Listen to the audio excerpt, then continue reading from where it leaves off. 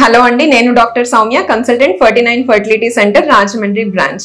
ఈ రోజు heavy menstrual bleeding అంటే ఏంటో తెలుసుకుందామండి. దాని కాజెస్ ఏంటి అది కూడా తెలుసుకుందాం.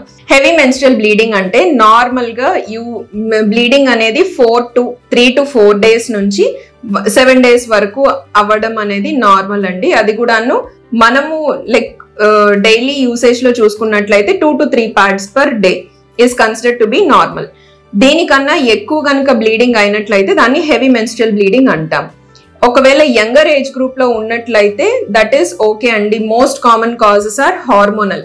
అదే గనుక అరౌండ్ 40 years ఏజ్ గ్రూప్ వాళ్ళలో ఇలా హెవీ మెన్స్ట్రల్ బ్లీడింగ్ ఉన్నట్లయితే ఆల్వేస్ ఒక్కసారి స్కాన్ చేసుకుని ఎండోమెట్రియల్ శాంప్లింగ్ అనేది తీసుకుంటే బెటర్ అండి. ఎందువలన అంటే most common causes around 40 years వాళ్ళలో మెనోపాజల్ హెవీ మెన్స్ట్రల్ బ్లీడింగ్ కి ఒకటి ఫైబ్రాయిడ్ లేదా endometrial hyperplasia, endometrial carcinoma, endometrial polyps. అందుకని ఏంటి అన్నది మనం తెలుసుకోవడం చాలా ఇంపార్టెంట్. Thank you.